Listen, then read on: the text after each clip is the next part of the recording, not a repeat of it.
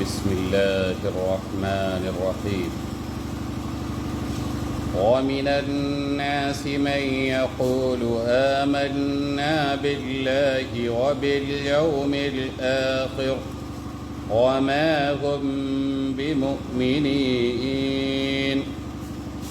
يخادعون الله والذين آمنوا وما يخدعون إلا أنفسهم وما يشعرون في قلوبهم مرض فزادهم الله مرضا ولهم عذاب أليم بما كانوا يكذبون صدق الله العظيم وصدق رسوله النبي الكريم الحمد لله رب العالمين والصلاة والسلام على سيدنا محمد خاتم النبيين وعلى آلہ وصحبہ اجمعین۔ حضرات محترم سامعین کرام، عزیزان گرامی طلبہ، جن آیات مبارکہ کی تلاوت کی گئی ہے یہ سورہ بقرہ کی 8ویں، 9ویں اور 10ویں آیات ہیں۔ کل 3 آیات مبارکہ کی تلاوت کی گئی ہے۔ آپ توجہ فرمائیں کہ سورہ بقرہ کی ابتدائی آیات میں الف لام میم سے لے کر اولئک علی ھدی من ربہم وَأُولَئِكَ هُمُ الْمُفْلِحُونَ تک یہ بتایا گیا کہ اہل تقوی کے، متقیوں کے، پرہیزگار لوگوں کی 5 بلکہ 6 صفات ہیں۔ ان 6 صفات کو جو بھی اختیار کرے گا وہ اللہ رب العالمین کی طرف سے فلاح یافتہ ہوگا، نجات پانے والا ہوگا اور ہدایت پر ہوگا، اللہ کی رضا اسے حاصل ہوگی اور اللہ رب العالمین کی خوشنودی اسے حاصل ہوگی۔ اس کے برعکس جو لوگ ان 6 باتوں پر یقین نہیں رکھتے، وہ 6 باتیں کیا ہیں؟ الذین یؤمنون بالغیب، جو غیب پر ایمان نہیں رکھتے، ٹھیک ہے، آخرت پر ایمان نہیں رکھتے، جو نماز قائم نہیں کرتے، جو زکوٰۃ ادا نہیں کرتے، صدقہ خیرات نہیں کرتے،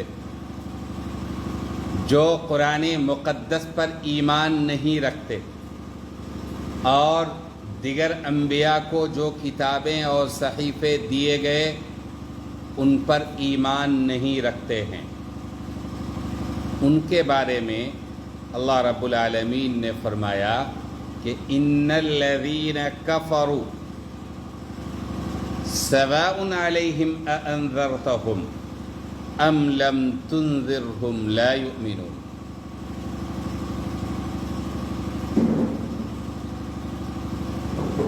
ومن الناس من یقول آمنا باللہ وبالیوم الآخر، تو یہ بتایا گیا کہ ان کا معاملہ یہ ہے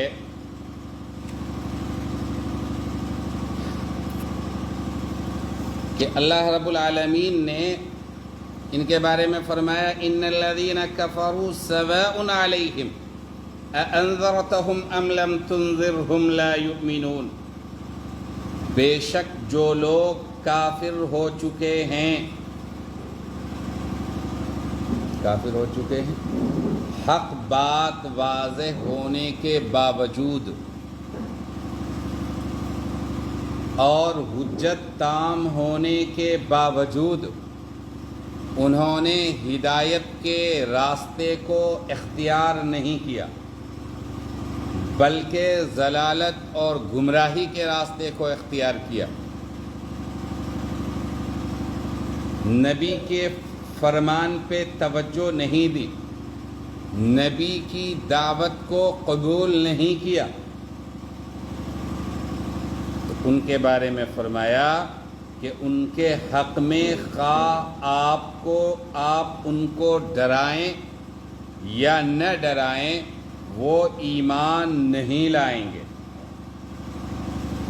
یہ بات ان منکروں سے متعلق ہے جن کے بارے میں اللہ رب العالمین کو معلوم ہے کہ ان کا خاتمہ کفر پر ہوگا۔ عام منکر اور عام کفار مراد نہیں ہیں، اس لیے کہ ہمیشہ ایسا ہوتا رہا ہے، اور خود سرور کائنات مدنی آقا جناب محمد الرسول اللہ صلی اللہ علیہ وسلم کے زمانے میں بھی یہ ہوا ہے کہ جو کفار تھے ان میں سے بڑی تعداد میں حلقہ بگوش اسلام ہو گئے، انہیں اسلام کی توفیق مل گئی۔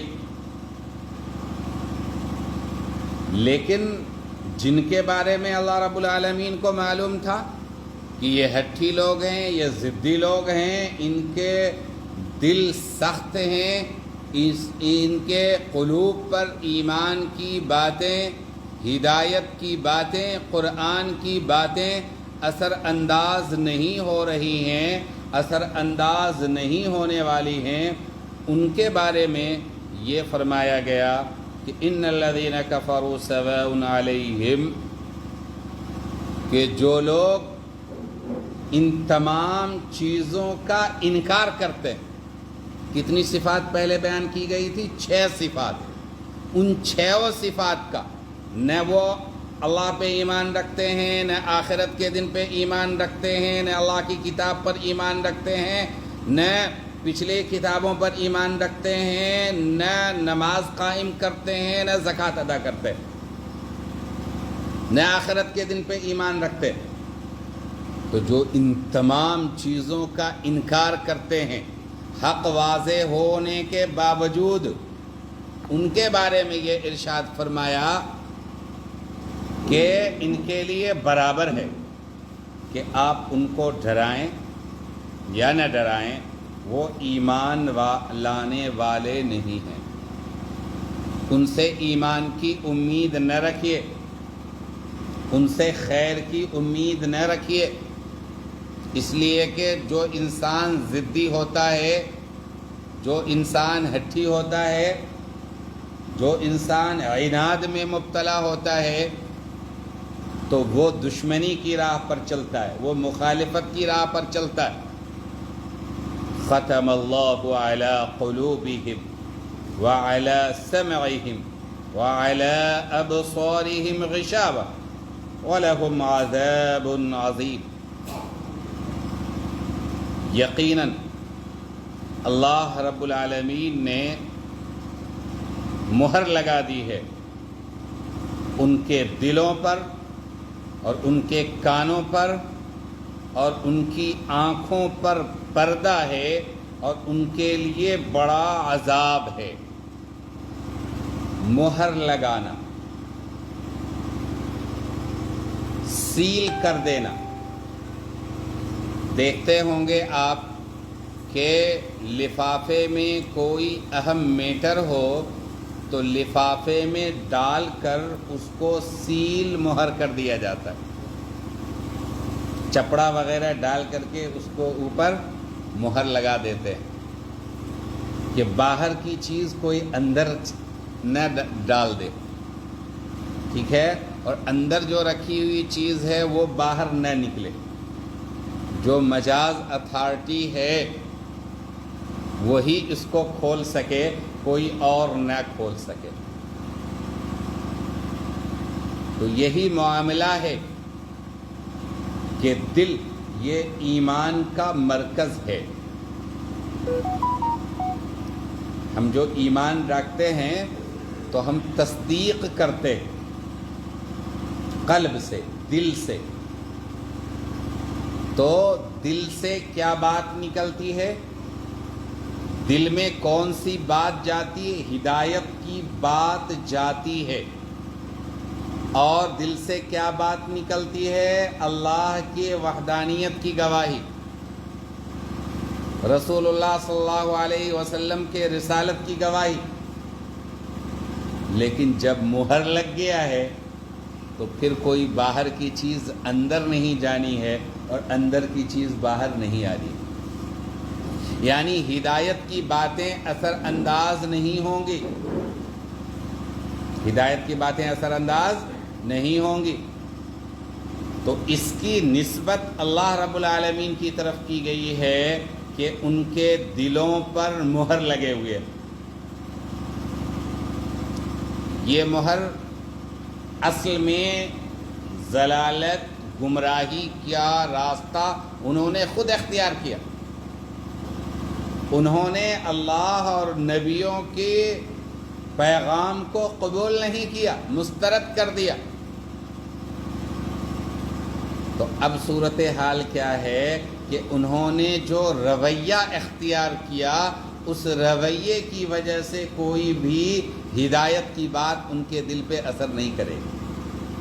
دنیا میں آپ دیکھیں کہ آپ کوئی پیغام لے کر کے گئے کسی کو کچھ بتانے کے لیے، سمجھانے کے لیے، اس نے آپ کے پیغام کو بغیر کسی دلیل کے مسترد کر دیا، تو اب ایک قسم کا عناد پیدا ہو گیا اس کے دل میں۔ اب وہ آپ کی کسی بات پہ توجہ نہیں دے گا، آپ کی ہر بات سے وہ نفرت کرے گا، آپ کی اچھی سے اچھی بات ہو، اس میں کتنی ہی بھلائی ہو اس کے لیے، لیکن وہ آپ کی بھلائی کی باتوں پر توجہ نہیں دے گا۔ اسی لیے چونکہ تمام چیزیں اللہ رب العالمین کے حکم سے ہوتی ہیں، وہی مسبب الاسباب ہے، تمام چیزوں کا کرنے والا وہی ہے۔ اسی لیے اللہ رب العالمین کی طرف اس کی بھی نسبت کی گئی کہ ان کے دلوں پہ اللہ نے مہر لگا دیا۔ تو اصل کام، اصل سبب، اصل بنیاد کون بنے؟ وہ خود بنے۔ اور یہ مہر لگانا کوئی ناانصافی نہیں ہے، بلکہ ان کے عمل کے عین مطابق ہے۔ لہذا انسان ہدایت کی باتوں کو سنتا ہے کان سے، تو ان کے کانوں پر، اور انسان ہدایت کی چیزیں دیکھتا ہے اپنی آنکھ سے، تو معلوم ہوا کہ کان میں بھی ڈاٹ پڑا ہوا ہے۔ ڈاٹ کا مطلب دیکھتے ہوں گے کہ کوئی آواز نہیں سننا چاہیں تو کان میں ٹھیپی ڈال لیا جاتا ہے، ٹھیپی سمجھتے ہیں؟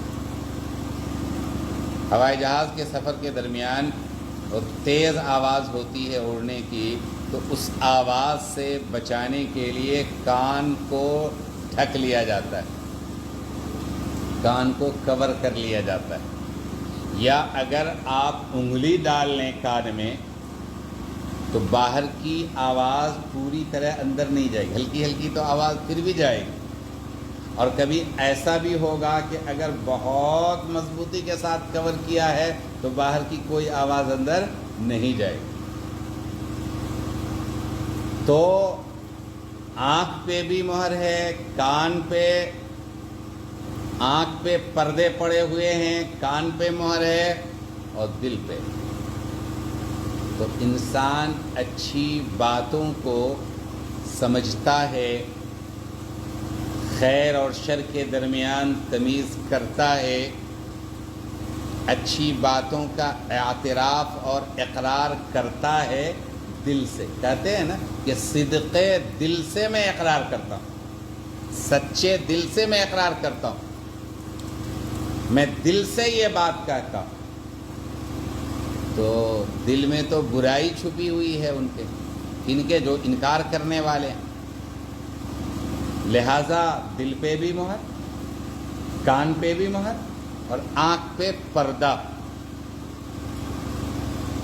تو اب یہ بات طے ہو گئی کہ انہوں نے ضد اور عناد اور مخالفت کی راہ اختیار کی ہے، وہ ہدایت کے قریب بھی نہیں آئیں گے.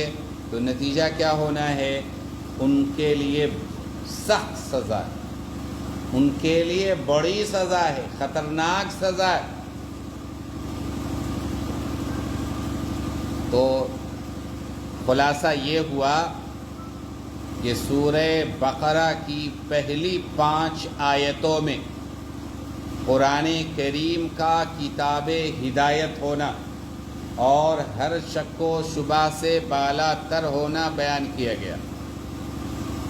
اس کے بعد ان خوش نصیب لوگوں کا تذکرہ کیا جنہوں نے اس کتاب ہدایت سے پورا فائدہ اٹھایا.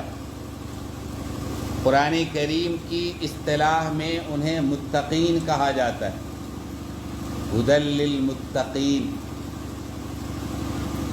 اور ان حضرات کی مخصوص صفات اور علامتیں بیان کی گئی. تو 6 علامتیں بیان کی گئی.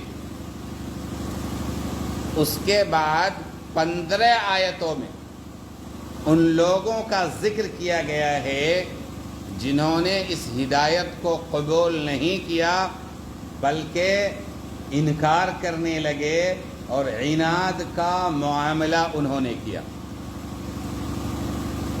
پھر اس میں 2 طرح کے گروپ بن گئے. جو انکار کرنے والے لوگ تھے اس میں 2 طرح کے افراد تھے. انکار کرنے والوں میں کتنے طرح کے افراد تھے؟ 2 طرح کے افراد تھے جنہوں نے کھل کر مخالفت کی.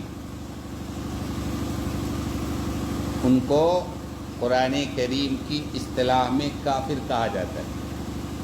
اس اصطلاح پہ بہت سارے لوگوں کو پریشانی ہوتی ہے کہ ہم کو کافر کہا گیا، ہم کو کافر کہا جاتا ہے.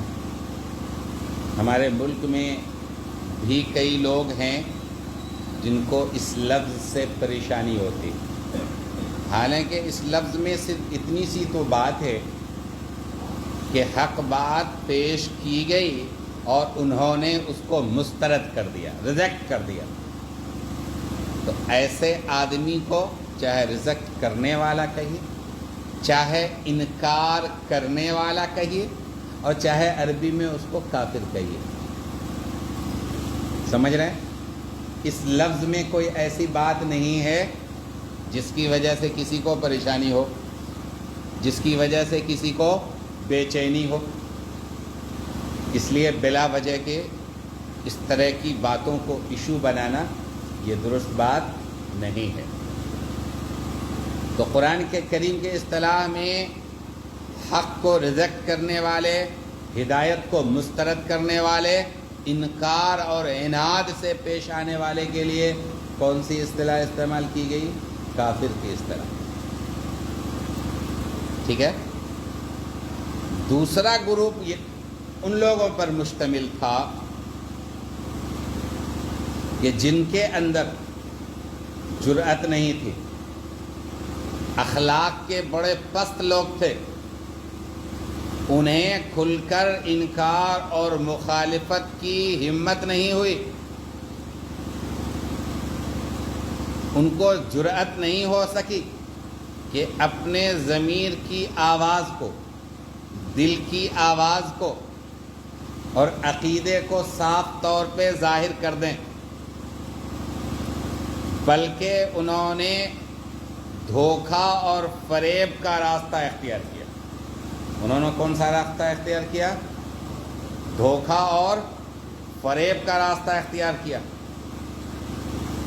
اہل ایمان سے اور مسلمانوں سے وہ یہ کہتے تھے کہ ہم مسلمان ہیں، قرآن اور رسول کی ہدایات کو مانتے ہیں، تمہارے ساتھ ہیں، لیکن دل میں یہ بات نہیں ہوتی تھی۔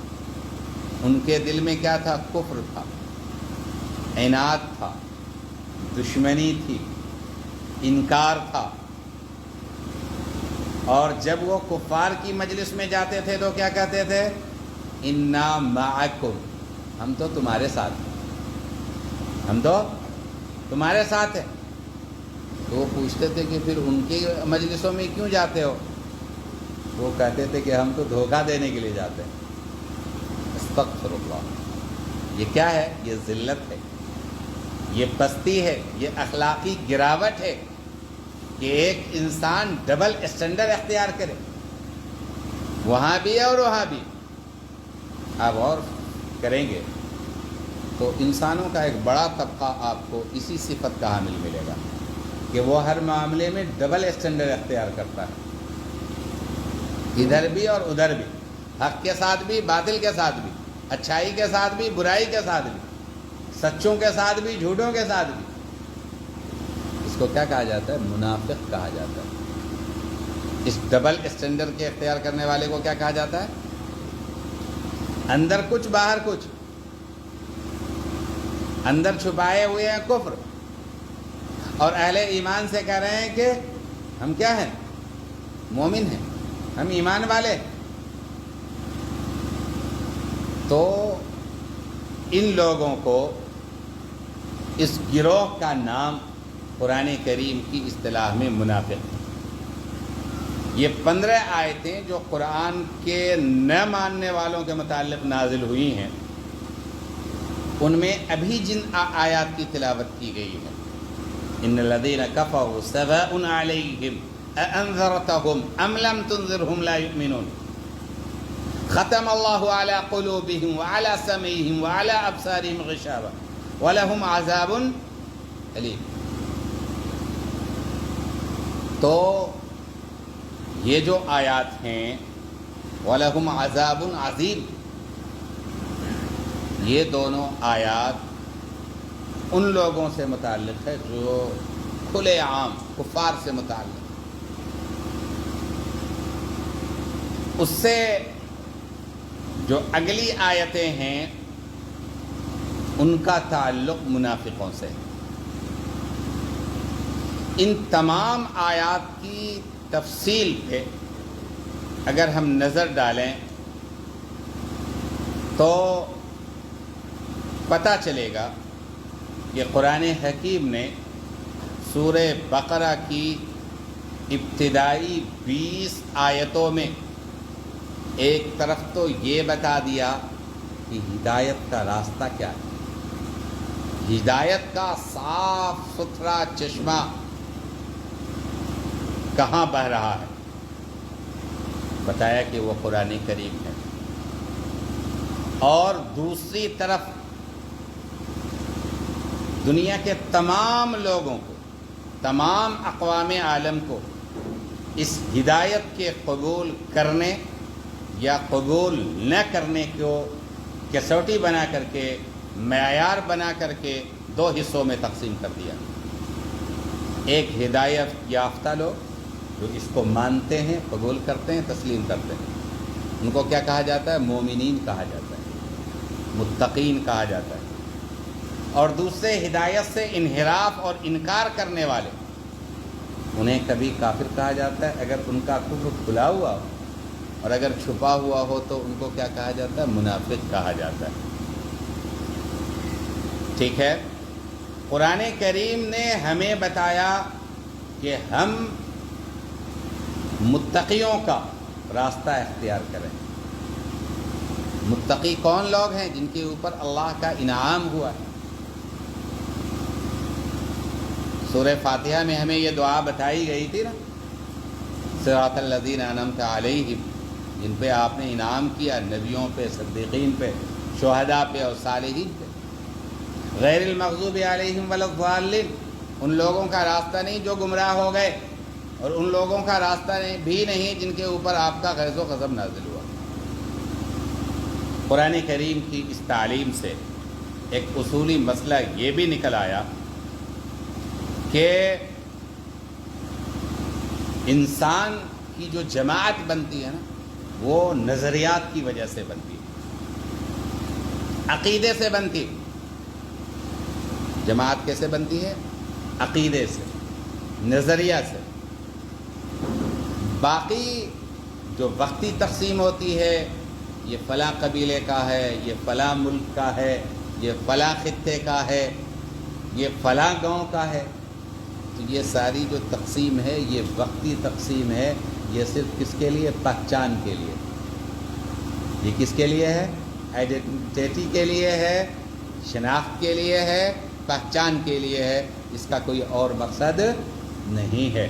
اللہ رب العالمین کے نزدیک جو بندوں کی اصل تقسیم ہے وہ کس کی بنیاد پر ہے؟ عقیدے کے بنیاد پر ہے، نظریات کی بنیاد پہ ہے، ٹھیک ہے، اصول کی بنیاد پر ہے۔ اسی لیے اللہ رب العالمین نے ایک آیت کریمہ میں واضح فرمایا، خلقکم، اللہ تعالیٰ نے تم سب کو پیدا کیا، وَمِنْكُمْ كَافِرٌ، تو تم میں سے بہت سارے لوگ ہیں جو کفر کے راستے کو اختیار کرتے، انکار کے راستے کو اختیار کرتے ہیں، وَمِنْكُمْ مُؤْمِنٌ، اور بہت سارے لوگ ہیں جو ایمان کے راستے کو اختیار کرتے ہیں، ماننے کے راستے کو اختیار کرتے ہیں، اللہ کی اطاعت اور اللہ کے رسول کی اطاعت کے راستے کو اختیار کرتے ہیں، ٹھیک ہے۔ تو میں نے بتایا کہ یہ جو کفرو کا جو لفظ آیا نا، کفر کے لفظی معنی ہیں چھپانا۔ ناشکری کو بھی کفر کہا جاتا ہے، اس لیے کہ ناشکری کرنے والا احسان کرنے والے کے احسان کو چھپاتا ہے، اسی لیے لکفور، وہ بہت ناشکرا ہے، تو ناشکری کرنے والے کو بھی کفور کہتے ہیں، کیونکہ وہ احسان کرنے والے کے احسان کو چھپاتا ہے۔ شریعت کی اصطلاح میں جن چیزوں پر ایمان لانا فرض ہے، ان میں کسی چیز کا انکار کرنا کفر کہلاتا ہے۔ ایمان کا خلاصہ کیا ہے؟ کہ رسول اللہ صلی اللہ علیہ وسلم جو کچھ بھی اللہ کی طرف سے لائے ہیں اور اس کا ثبوت قطعی اور یقینی ہے، ان تمام چیزوں کی دل سے تصدیق کرنا اور حق سمجھنا۔ لہذا اگر کوئی انسان رسول اللہ صلی اللہ علیہ وسلم کی ان تعلیمات میں جن کا ثبوت یقینی اور قطعی ہے، کسی ایک کو بھی حق نہیں سمجھے گا تو وہ کیا کہلائے گا؟ کافر کہلائے گا، ٹھیک ہے۔ تو کوئی انسان دوسرے کو کافر نہیں بناتا، بلکہ اس کے نظریات، اس کے خیالات، اس کی سوچ انسان کو کیا بناتی ہے؟ کافر بناتی ہے، ٹھیک ہے۔ جو ان چیزوں پر ایمان رکھے گا وہ ایمان والا کہلائے گا، جو ان چیزوں کو نہیں مانے گا اس کا مطلب ہے کہ وہ چھپانے والا ہے، اسی لیے اس کے لیے یہ لفظ استعمال کیا جاتا ہے۔ آگے فرمایا انذرتہم ام لم تنذرہم، کہ آپ ڈرائیں یا نہ ڈرائیں۔ انذار کے معنی ہے ایسی خبر دینا، ایسی خبر دینا جس سے خوف پیدا ہو، اور ابشار ایسی خبر دینا جس سے خوشی پیدا ہو، جس سے سرور پیدا ہو۔ اسی لیے ہمارے نبی صلی اللہ علیہ وسلم کی ایک صفت یہ ہے کہ وہ بشیر بھی تھے، اور ایک صفت یہ ہے کہ وہ نذیر بھی تھے۔ وہ اہل ایمان کو بشارت دینے والے تھے اللہ کی رضا کی، جنت کی، ٹھیک ہے، انعامات کی، اور ڈرانے والے بھی تھے اللہ کے غیظ و غضب سے، اللہ کی ناراضگی سے، جہنم کے عذاب سے، جہنم کے خوفناکیوں سے، جہنم کی تباہ کاریوں سے۔ اللہ تعالی ہم سب کی جہنم کی تباہ کاریوں سے حفاظت فرمائے۔ تو اب یہ جو گروپ ہے جس کے اندر جرأت نہیں ہے کہ اندر جو ہے اس کو زبان پہ لے آئیں، ان کے بارے میں اللہ تعالیٰ نے فرمایا کہ وَمِنَ النَّاسِ مَن يَقُولُ آمَنَّا بِاللَّهِ، اور کچھ ایسے لوگ بھی ہیں جو کہتے ہیں کہ ہم ایمان لائے اللہ پہ اور قیامت کے دن پہ، جبکہ حقیقت میں وہ ہرگز مومن نہیں ہے۔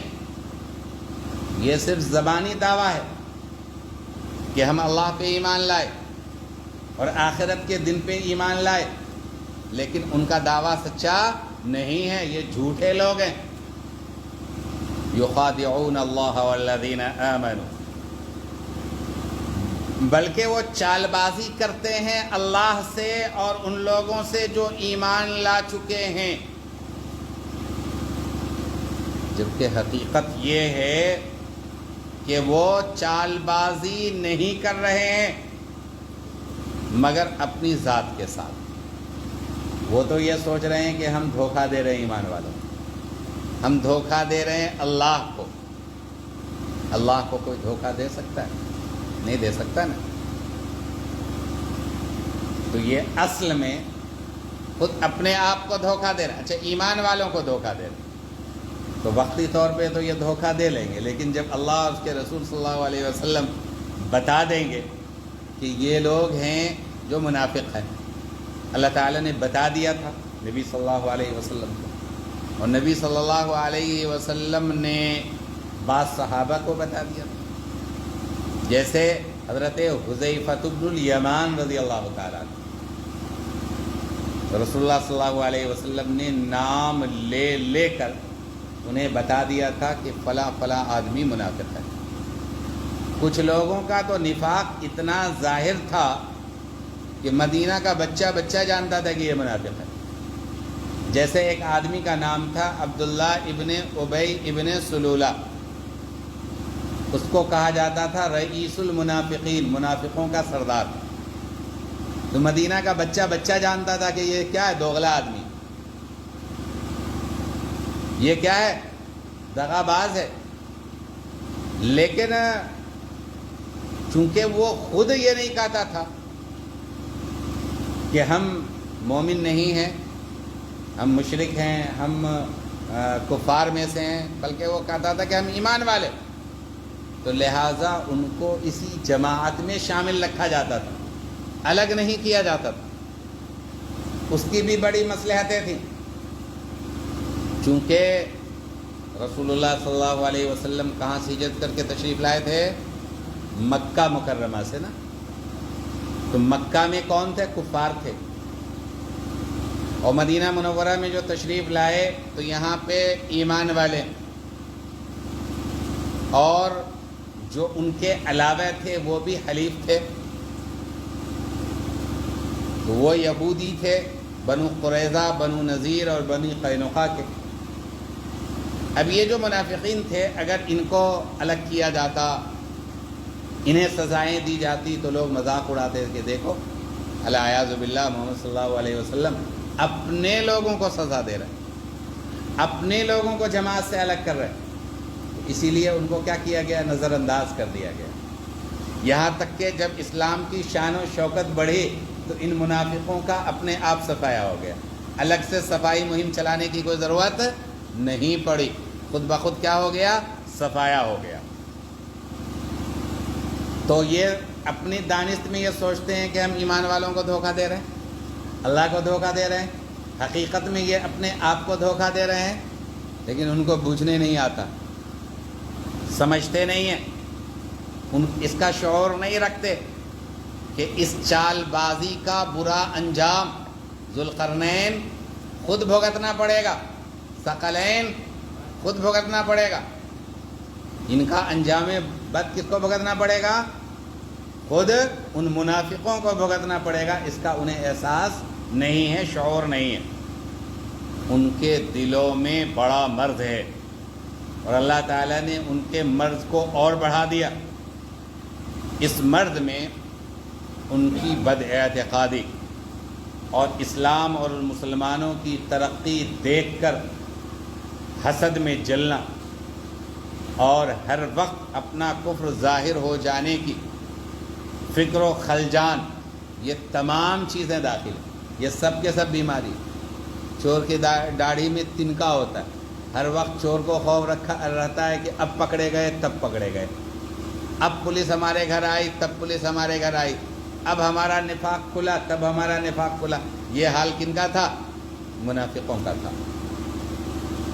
تو ان کا مرض بڑھتا گیا. مریض عشق پہ رحمت خدا کی، اور مرض بڑھتا گیا جوں دوا کی. اور ان لوگوں نے تو کوئی دوا ہی نہیں کی تھی، یہ تو چال بازی میں تھے، اس لیے ان کی بیماری بڑھتی چلی گئی. یہاں پہ بھی اللہ کی طرف نسبت کی گئی ہے کہ اللہ نے ان کی بیماری کو بڑھا دیا. اسباب انہوں نے خود اختیار کیے، بیماری بڑھانے کے اسباب انہوں نے خود اختیار کیے، اس لیے اللہ رب العالمین نے ان کی بیماری میں اضافہ کر دیا.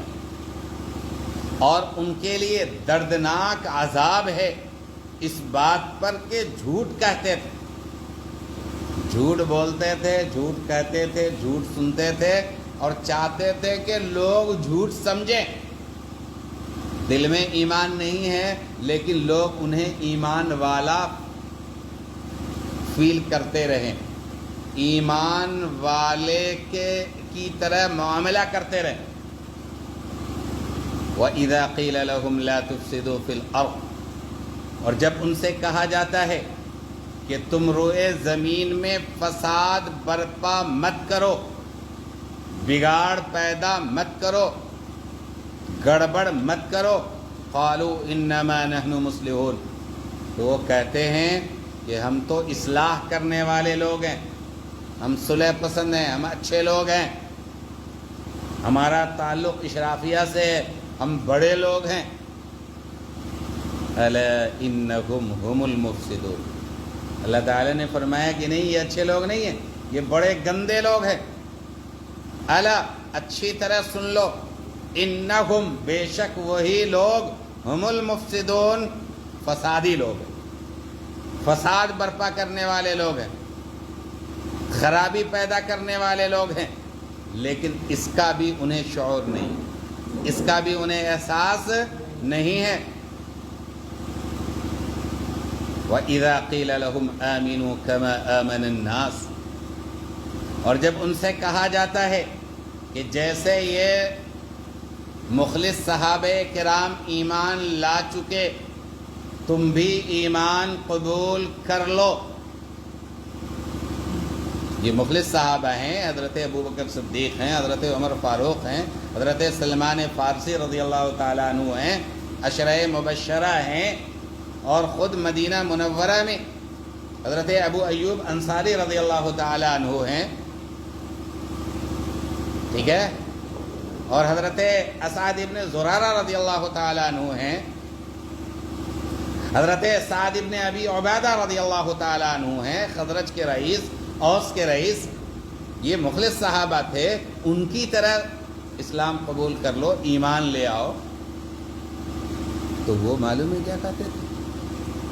قالوا انؤمن كما آمن السفهاء، کہ کیا ہم ایمان لائیں ان لوگوں کی طرح جو بے وقوف ہیں. العیاذ باللہ، ہر زمانے میں گندے لوگ اچھے اور سیدھے سادے لوگوں کو بے وقوف کہتے رہے. دیکھا کہ یہ منافقین مخلص صحابہ کو کیا کہہ رہے؟ بے وقوف کہہ رہے. اللہ تعالیٰ نے فرمایا الا انہم هم السفہاء، اچھی طرح سمجھ لو، جان لو کہ وہی لوگ بے وقوف ہیں، وہی لوگ کم عقل ہیں. ولیکن لا یعلمون، لیکن انہیں اس کا ادراک نہیں ہے. کہ بے وقوفی کا کام تو وہ کر رہے ہیں جس سے دنیا بھی تباہ اور آخرت بھی تباہ، اور عزت بھی گئی اور دولت بھی گئی اور آخرت بھی گئی، ساری چیزیں چلی گئی، چونکہ سب کا نفاق واضح ہوتا چلا گیا۔ تو عزیزو، ہمیں ہر حال میں اللہ رب العالمین کی ہدایت کو اپنانا چاہیے، اخلاص کے ساتھ اس کی پیروی کرنی چاہیے، ہدایت کے جو راستے اللہ تعالیٰ نے ہمارے لیے کھولے ہیں اس کو قبول کرنا چاہیے، اور ہر قسم کے ضلال سے، گمراہی سے ہمیں بچنا چاہیے، کفر سے بچنا چاہیے، نفاق سے بچنا چاہیے، اور منافقوں کی صفات سے بھی بچنی چاہیے۔ موجودہ زمانے میں وہ منافقین تو نہیں رہے جو رسول اللہ صلی اللہ علیہ وسلم کے زمانے میں تھے، کیونکہ اس زمانے میں جو ہے وہ اصل میں تو کفر تھا دل میں، لیکن شمار ہوتا تھا اہل اسلام میں، مسلمان کہلاتے تھے، ٹھیک ہے۔ تو رسول اللہ صلی اللہ علیہ وسلم جانتے تھے ان کے بارے میں، اس لیے یہ تیسرا گروپ بنا، اس کو منافق کہا گیا۔ موجودہ زمانے میں منافق نام کا کوئی گروپ نہیں، یا تو وہ مومن ہوگا یا منکر ہوگا، بیچ میں کچھ نہیں۔ اب یہ تو ممکن ہے کہ جو ایمان والا ہے اس کے اندر منافقوں جیسی خصلت پیدا ہو جائے۔ مثال کے طور پر رسول اللہ صلی اللہ علیہ وسلم نے فرمایا کہ منافق کی 3 عادتیں ہیں، جب بولتا ہے تو جھوٹ بولتا ہے، جب وعدہ کرتا ہے تو وعدہ خلافی کرتا ہے، اور جب کسی سے حجت حفاظت ہو تو گالم گلوچ پہ آمادہ ہو جاتا ہے۔ یہ تینوں علامتیں کس کی ہیں؟ منافق کی علامت۔ تو ہمیں ان علامتوں سے بچنا چاہیے، ہمیں علامتوں سے بچنا چاہیے۔ ایک حدیث میں فرمایا کہ منافق کی علامت ہے کہ جب اس کے پاس امانت رکھی جاتی ہے تو وہ امانت میں خیانت کرتا ہے۔ تو بددیانتی کرنا اور غداری کرنا یہ کس کی علامت ہے؟ منافقوں کی علامت ہے۔ تو یہ ممکن ہے کہ کوئی شخص صاحب ایمان رہنے کے باوجود بھی منافقوں کی علامت کو قبول کر لے یا اختیار کر لے، تو اسے بچنا چاہیے، اس لیے کہ یہ علامتیں ایمان کے خلاف ہیں اور منافقوں کی عادتوں کے مطابق ہے۔ اس لیے اللہ تعالی ہمیں نفاق کے ہر عمل سے ہماری حفاظت فرمائے۔ وآخر دعوانا ان الحمد للہ رب العالمین۔